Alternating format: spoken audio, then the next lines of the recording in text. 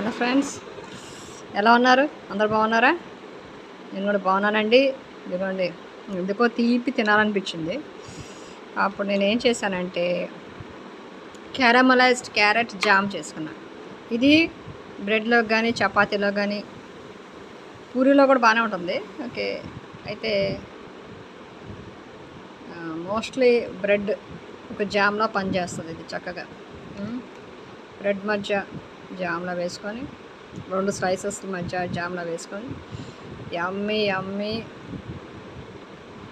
Tasty bread and jam sandwich చక్కగా తినచ్చు.